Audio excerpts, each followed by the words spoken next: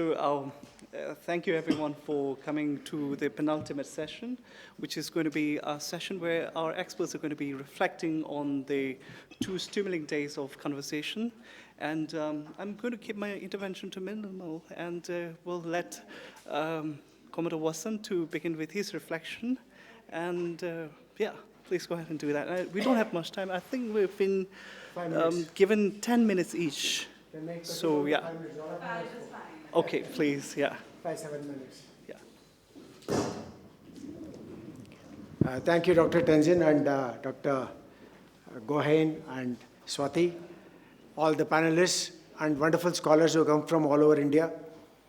I think the last 2 days have been fascinating as far as I am concerned, because I think everything revolved around one session which was there, which spoke about identities, memories, and exile. It finally boils down to that. What are the kind of memories that are there? What is it that was created by the past? Where do we stand today? And what does the future hold for us? So from that point of view, I think phenomenal amount of effort has been put by all the scholars here to try and look at what all happened in the past, whether it's geopolitics, whether it's strategy, whether it's colonial rule, whether it is the monasteries, whether it is the trade, whether it's the passage that was there, and the kind of historical religious connections that was there with both Buddhism. So, all these have been looked at in various sessions, and we had 8 very interesting sessions, numbering 8.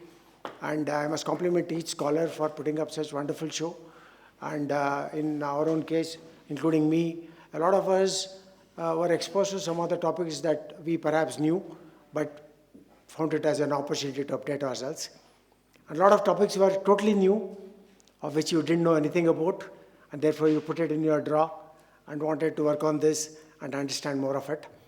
So from that point of view, I would say that this great initiative of the 7th edition has been phenomenal, and I would rate it as a great success in terms of bringing together these bright minds who have put in phenomenal efforts. Only thing is, we do not want to wait till the 8th Young Indian Scholars Conference to reap the benefits of what we don't now. That's most important. And therefore, I would recommend that, whatever has happened in the last 6-7 years, those scholars are put together in some kind of a pool.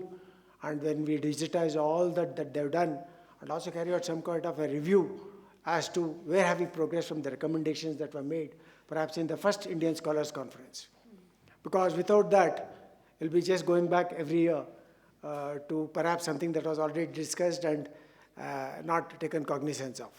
So therefore, my strong recommendation is that we try and put all these papers together, whatever has happened in the last 7 years, and particularly this year, because there's been a lot of digitization, and as also the experts, the real experts are on right. I'm not an expert.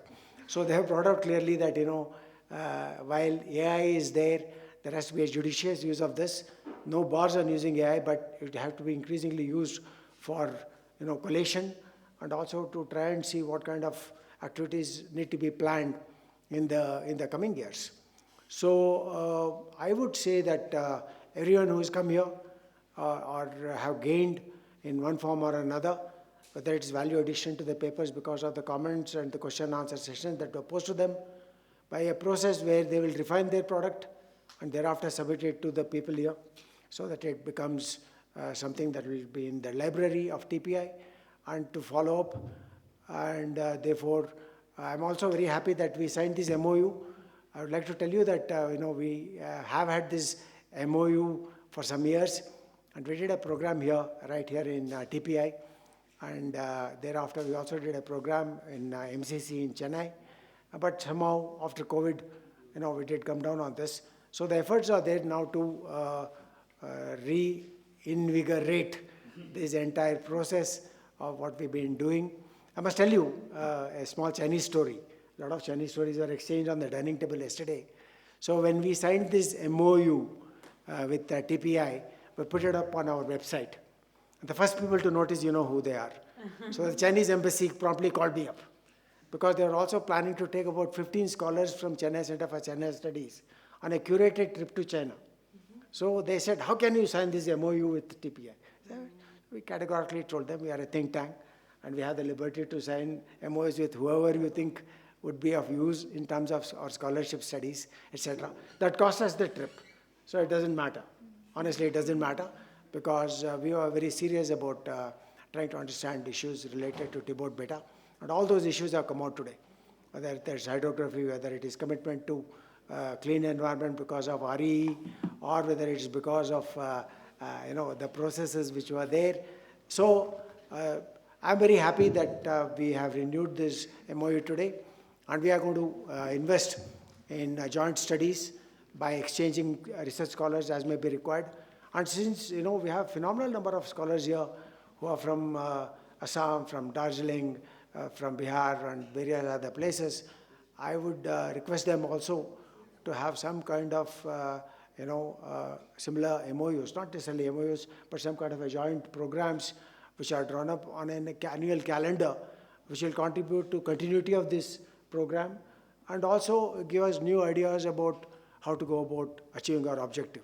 So from the memories to the identities to the future, we are here to work on those lines. Thank you for this opportunity, and compliments to all of you and TPI for doing such an excellent work, and for all the support staff who put up such wonderful program. And thank you so much from the depths of my heart. Jai Hind.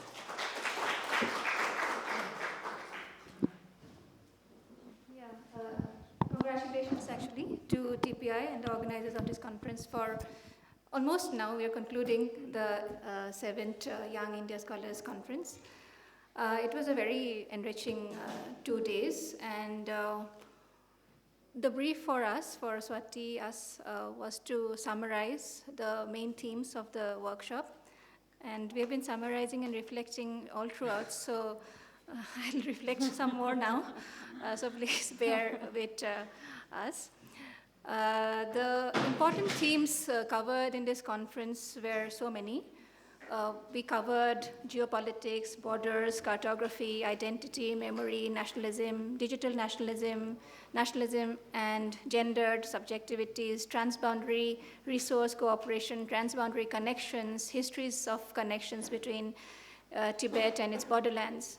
And I do border studies, so I was very interested in some of the papers that I unfortunately missed, but I read the abstracts of how the formation of the political border disrupted age-old, customary ties, and how, modern mapping techniques changed cosmological imaginations, previous cartographies into modern cartographical ones, how military control over the disputed borders have changed livelihoods, lifestyles, and how it has erased certain memories and histories. So these were some of the themes that were covered. Some papers focused on memory, identity among the Tibetan diaspora using the medium of poetry, fiction, digital discourse, print, media. So what is similar and what is common to both diaspora literature or media, whether it is print or digital, is that they both have the ability to circulate and to build popular imaginations. Literature and art use idioms and metaphors of care, blood, belonging, kinship, cartography to explain and express national belonging or resistance. News media, academic productions like journals can also be tools for nation building and for propagating states' hegemonic discourse. Then some papers looked at Tibet from its borderlands, and they offered the perspectives and insights which are increasingly becoming very important, because the borderlands are where Tibet lives and speaks through its diaspora and also through people who are connected to Tibet and Tibetans. Once upon a time, Tibet was not accessible. So in the 1950s, 60s, 70s, Tibet was accessed from Nepal, largely. India had also kept its frontiers relatively closed, and it was also inaccessible because of problems of communication. And now those, we are building roads at a massive pace, so we are getting to places to do research we were not able to get to before in the Indian Himalayan borderlands. And access has also opened up. So all these factors have also led to a shift from of the vantage point, right? From Nepal, now we are being able to observe or study Tibet from its borderlands in India. So we are now able to increasingly access the archives, both the oral history archives as well as the other kinds of archives that we heard about in the conference from Darjeeling, from Kalimpong, from Sikkim, from Himachal, from Ladakh. So these papers give us new sources, right? New sites and new sources from which to study Tibet and Tibetans. We also had some very interesting papers on Soarikpa, and Soarikpa as it is practiced in the borderlands, and how these can also both talk about Tibet's, critically talk about the claim of one entity or one community from over a medical system, because Soarikpa is a system that spans across Tibet and its borderlands. We had papers also on monasteries. Then we had a very interesting paper on Sarachandra Das, whose ties to Tibet have been spoken about in different kinds of literature, but the paper made an intervention about how Sarachandra has to be reclaimed as an ethnographer. We also had papers which looked at environmental issues, which definitely are very, very important, because when we consider these environmental issues, we understand how interconnected actually, right, Tibet is. So we're looking at histories, we're looking at memories, we're looking at all these different sites from which to study interconnectedness, but environment makes this interconnectedness so very stark, right? When rivers carry the toxic waste from one part to another, so that's a very interesting part. I do see certain things which are missing from these presentations, and I think they are either missing or they are underdeveloped. So I'll use one of the presenters' response, and I will not say that they are undeveloped, I'll say underdeveloped. That means they are there, but they could have been developed more. So some of these concepts I'll flag, but before that, there is this idea called a gateway concept, which has been given by an anthropologist called Arjun Appadurai. And Arjun Appadurai was using the word gateway concepts to talk about how certain themes or certain ideas determine our academic or scholarly entry into a region. So I'm from Assam, and in the 1980s, 1990s, if one wanted to study Assam, one would have to approach Assam through militancy or ethnic conflict. And if you wanted to, let's say, study textiles of Assam, those kind of topics were considered less important and less significant, and they were less likely to get selected for funding or for conferences. So gateway concepts are these kinds of concepts which determine academic or scholarly entry into a region. And so I think this is also something that probably Swati will also talk about. There are, because we have been talking about this issue for some time now, so there are certain tropes or certain concepts which have determined entry, the scholarly entry into Tibet and Tibetan studies. We have really, saturated the concepts of exile and nationalism and identity and memory. And this, of course, these are important concepts to dwell on, because those are not going away, right? So those are always topical. So those are not concepts that will go away. But then how do we make our entry wider, right? How do we expand, or how do we increase the number of gateway concepts? So there are certain, I think, ways to do that. And I will give you 3 methods of going beyond or going past these regular tropes of or entry points into the academic study of Tibet. So one I just call makeshift terminologies that I use here. One I would call digging more. So digging more means you use the same kind of a entry point, but you try, as you are doing research, as you are digging deeper into your sources, whether those are archival sources or whether those are ethnographic sources or other kinds of sources, visual sources or literary sources or print media sources, you might be directed to certain themes which you may register in your mind, but you will not follow. Like any concept or anything, you have to follow a concept, right? So you might decide not to follow a particular concept because it is there in your sources, but you feel that it's not fitting into this, entry narrative, this gateway concept that is defining Tibetan studies. So think about such concepts that you encounter in your research, but you neglect because you feel that they're not going to be important. And I'm sure you'll come, and you have come across such concepts. And I think just digging deeper, to take from Foucault's, concept of archaeological method, it's a misapplication here. I'm not going to say that I'm talking about Foucault's archaeological method here, but what he was trying to say is that archaeological method is excavation, right? And excavation means you're just trying to see what scraps of material you'll get. And those are not going to give you maybe a coherent kind of a history or a coherent connection to, let's say, concepts like memory, identity, but they might take you to exciting new territory. So I think digging deeper, following trails that don't appear immediately attractive or important enough from a funding or from a, let's say, a topical point of view might be actually very rich and exciting from a research point of view. So the second method, again, these are makeshift terminologies, I would say explore wider. That means think about new topics, and this could also mean engaging beyond the Tibetan studies paradigm.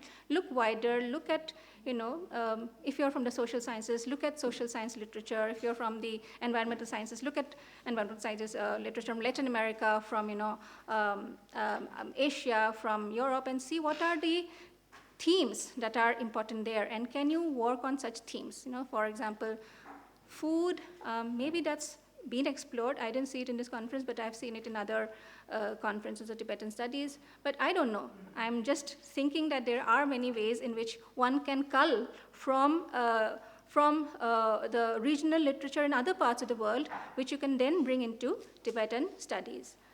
So that's the second. The third is, or actually in the second, there's one more way, that is revisit old concepts.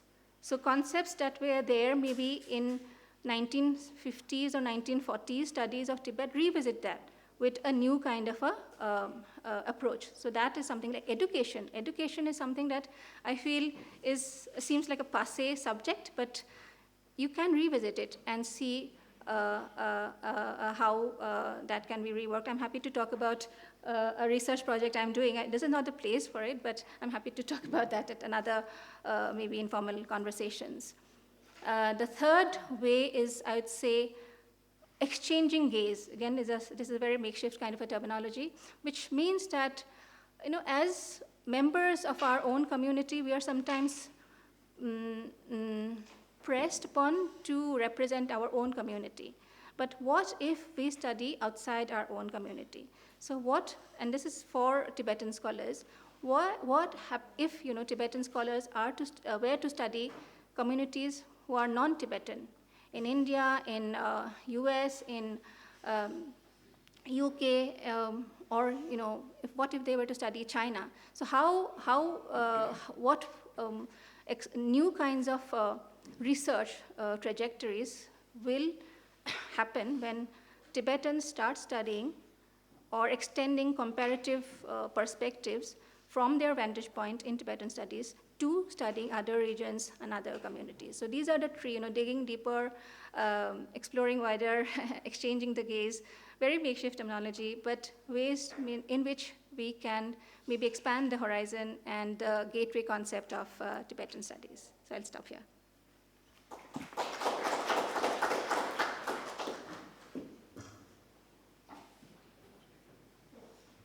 First of all, I'm sorry if I have offended anybody. I know I commented on every paper. So yeah, and I enjoyed all of them. I learned from all of them. So thank you, and thank you to TPI for inviting me, for hosting me, and congratulations also to all of you and to TPI for this wonderful conference. I was, yesterday when I was talking to the Sikyong, and today with Lekshela, we were talking about how this is the 7th edition and what was the vision behind instituting this conference. And one of the things that they had wanted to do was to invest in Indian scholars who are working on Tibet and the Himalaya, because, and Lekshela said it again over lunch, that the future of Tibetan studies is in India. So that's really the vision that has brought all of us together in this room. So I hope we would appreciate that and take that invitation, provocation very seriously in whatever projects we do. I think for me, I was here 3 years ago, and even in these 3 years, I've seen both the quality of the papers, but also the diversity and the depth with which you mine your sources, and the diversity of the sources themselves. So I think that is very encouraging. So if that's, I think the future of Tibetan studies is bright because of the work that all of you are doing. The papers today that talked about recentering, and I said decentering or detemporalizing, I think that's been for me the lesson of this conference, that this isn't just a Dharamshala-centered 1959, starting in 1959 narrative. We have gone beyond that. We've gone to other regions. We've gone to Sikkim, Bhutan, Ladakh, Nepal, Darjeeling, Bailakuppe. We've gone all over. And we've also gone back in time, and we've also studied the present very critically. So the papers on digital nationalism, for example, transnational repression, these remain very live concerns. I'm going to give one more reference, and I'll keep giving book references. That's because I have my Zotero libraries on my phone, so that sort of enables it. It's not that I have all of them in my head. But 1993, Himal South Asian did a special issue which was titled, "Whither the Sampa Eaters?" So where are the people who eat Sampa? And is it Chogyam Trungpa Rinpoche who said there are 3 markers of being a Tibetan? I think that's, might be misremembering. But the 3 markers I remember, eating. No, Charles Ramble talks about, anyway. The 3 markers, can anyone guess what the 3 markers of being Tibetan are? All Tibetans are, fill in the blanks. All Tibetans are? Sampa eaters. Buddhist. One more, come on. And they speak Tibetan. So of course, none of them are true. But, and then of course, you know, the articles dismantle all 3. But there's a very productive conversation in this issue between Tsering Shakya and Charles Ramble, and Ram Chetri, who talks about how Tibetans in Nepal no longer eat Sampa. And I'm bringing this because I thought this was one of those, in the space of one special issue of a journal, it crystallized where the conversation stood at that time. And I was wondering if we were to do something like this, maybe 2 or 3 of us, you know, wrote responses to each other. Where does the conversation stand today? I think it's been a very productive, long-winded way of saying it's been a very productive conversation. So I think the decentering and detemporalizing might be the way. The primary sources, so as Swargajyoti said, we had interviews, poetry, fiction, maps, photographs, born digital sources, journals, newspapers. This is very encouraging. The only thing that I find a little disappointing, and I do it too because it's easy and it's because that's what one was trained to do, is to keep rehashing the same colonial sources and not reading them any differently. It's fine to cite colonial sources. It's also fine to cite canonical scholars, Benedict Anderson, of course. But what else can we bring to the conversation? So I think just be very, very mindful. And now, archival access, I mean, I can speak about my own discipline, the Endangered Archives Project by the British Library, which has digitized the Sikkim Darbar materials. The National Archives of India has digitized a lot. The Mahabodhi Society journals, Tibet Mirror, Pahar.in, a wonderful resource for maps. So do mine these primary sources. So some of the constraints that were there earlier of funding, of having to travel, no longer hold. So please, please have some primary material, no matter your discipline. Bring that in. Don't just tell us what others have said. Another very encouraging thing has been, and again, this is something Swargajyoti and I both have written about, and we talked about it 3 years ago here at TPI, is how in India very few scholars have the resources to learn the language, those resources. It's one of the reasons I went abroad for my PhD. But I see that many more of you now are citing Tibetan materials or materials from Ladakh, from Nepal. So that's very encouraging. Even if you only speak Hindi or any one other language, there is material to be mined in languages other than English. So please bring that into your work. And theorize from within the tradition. I think this is something I said to many of you in different ways.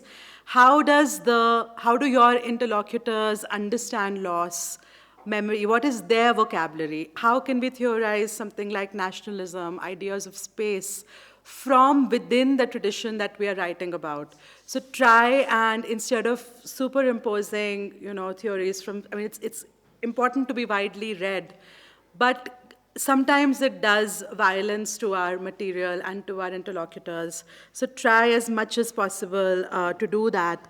And Desal, I hope we can still be friends, but I'm going to put you on the spot because my mind has frozen.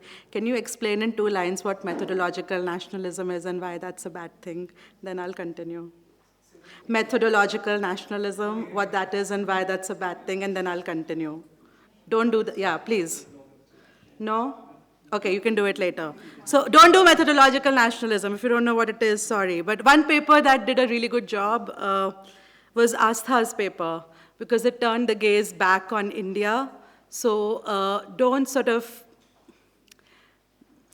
my mind is freezing right now, but just look up this term, and it came up in the last TPI conference too, that very often we cannot escape this trap of methodological nationalism. Try and not maybe buy the myths of your own tradition, of your own discipline, of your own location. Maybe that's one way of explaining it. And finally, just some very quick, Swargajyoti had like a more serious points. I just have very minor points, and I've made these earlier. But just because you are young students, just some best practices and some things not to do, bullet points. Acknowledge your co-authors generously. If it's a co-authored piece, we is a better pronoun than I. Put some thought into how you present your work. We put a lot of thought into doing the work, but not into how we can present it in 15 to 20 minutes. So it's also a mark of respect for your audience when you think about, what can I cover in 20 minutes? Maybe rehearse it. Over, a period of time, you would get better at it, but, rushing at the end, going over time, not always respectful to your co-panelists or to your audience. This is partly because I wear contact lenses and I ran out of them, so my glasses are not the right power. I had to strain to read a few presentations, so some of these comments might just be because I couldn't see very clearly, but the text, font, size, color, so there were some slides that had quirky colors, and I was sitting right in the front and I couldn't read them. So just put some thought, like this is, black, the right size, font, etc. Avoid too much italics and bold, it's difficult to read. Photographs are very important. Think about this as an opportunity to supplement your narrative, not just illustrate. How can visuals move your story forward? Reflect a little on that. Treat your material with respect. If it's somebody else's photo, acknowledge them. If it's your own, maybe say that, tell us the story. And if you have taken photographs, bring that, give us a peek into your work. And final point for an audience, again, tailor your presentations to your audience. So for an audience of Tibetan studies scholars, we don't need to say His Holiness came into exile in 1959. or when did the institution of the Dalai Lama begin, or Tibet had these 3 provinces. So we don't need to, so several papers spent the first 5-7 minutes laying out the background. That didn't need to be done for this audience. It might need to for another audience. So keep that in mind. And again, thank you very much. Sorry about lecturing everybody and all the book references. I really enjoyed my time, and yeah. Thank you so much to the moderator, Dr. Tenzin Desal. You should say something. Now that, so I'm going to be leveraging my position as the moderator to be able to reflect on some of the things, not that I have something more to add, but just because of the fact that I've been witnessing this conference grow over the past 7 years. So this positionality perhaps might be able to offer you something, I don't know, another perspective. So I'm going to, because we have been discussing a lot about boundaries, borders, and cartographies, I'm going to leave you with 3 boundaries to think about when we reconvene for the 8th conference. So I'm going to be leaving you with a map with 3 boundaries. One is to really think about linguistic boundaries when we come next time. How do we bridge these linguistic boundaries? Can we have sort of a Tibetan studies conference paper which is going to rely on Tibetan sources? So that's something that we can think about. I'm sure it speaks to the broader question about institutional support and language training and how do we do that, but that's something, that's one of the boundaries that we can think about. And the second is to think about epistemic boundaries. So, there was some of the papers, one of the, I'm going to, if I have to illustrate this with an example, let's say the Tibet Mirror presentation that you gave, how can we bridge that linguistic, well, I'm going back to the linguistic boundary question, but how do we bridge that question by somebody who has the linguistic training, and how do we bridge that gap and to be able to bring out new knowledge, new understanding about this production? The fact that while we were having this conference in Sara College, there's another parallel conference where they were discussing about the 100 years since the publication of Tibet Mirror. So there's this parallel conference going on. How can we bridge that gap? How can we have this conversation where there's going to be cross-citation between Tibetan sources, where Tibetans are writing about Tibet Mirror, and non-Tibetans, or Tibetans writing in English, they are going to be cross-citation within that. So that's one of the boundaries. And epistemic boundaries is the question about Sowa Rigpa. How can we really understand Sowa Rigpa? Sowa Rigpa, are we trying to really medicalize the entire knowledge system? Sowa Rigpa, broadly translate as art of healing. So how can we really try to understand and bridge those epistemic boundaries also? So if we can have some Tibetan medical practitioners, we did, of course. So from within the tradition, somebody as an anthropologist studying it, so if we can have that bridge, and I think there's going to be exciting production of knowledge also. And the last one is disciplinary boundaries. How can we bridge that boundary? Over the years, since, I don't know, since post-World War, or perhaps the Tibetology has sort of become, it has produced enough body of knowledge to warrant a discipline in itself. So can we really have training within academic systems in Indian universities to actually look back at many of those body of knowledge production on Tibet and the Himalayas? So can we really bridge that gap? So somebody studying anthropology, can we have access? Can somebody studying anthropology study those Tibetan, starting with Tuchi or Pitak or anybody, any of those scholars? So can we really bridge that gap? So these are the questions that we can think about. And if we can somehow find a way to bridge that gap, I'm sure there are ways through which we can produce exciting knowledge also. And of course, like you were saying, that you had to go to America so that you can have enough time to have to, the patronage itself lends you in a way that it gives you enough time for you to acquire language, to be able to think about and resources to be able to learn those languages. But these are bigger structural institutional changes. But I'm just going to leave you with an invitation to maybe perhaps for the next conference, when we can think about bridging those boundaries by somebody, one of the, I don't know, any of the scholars can breach those boundaries and bring those scholars together and think in terms of themes. So Barun Roy, if you're going to be having this presentation on Tibet mirror, you can bring a Tibetologist, a media historian, bring your students. So that's a way to be able to do it in a thematic way so that we can breach those boundaries and perhaps produce exciting knowledge and then make this conference more enterprising, more exciting. So perhaps just a few thoughts. So sorry? The theme for the next conference, Bridging Boundaries. Bridging boundaries, I hope, yeah. So with this, I would like to thank all the experts for coming here and then giving us your feedback throughout the conference and your presence. And I think the conversations during the tea time, tea break, lunch break, and all this thing have profited everyone who have attended this conference. So I would like to thank on behalf of the organizers and everyone present here in this auditorium to thank our esteemed experts for this conference. Thank you. Thank you. Yeah.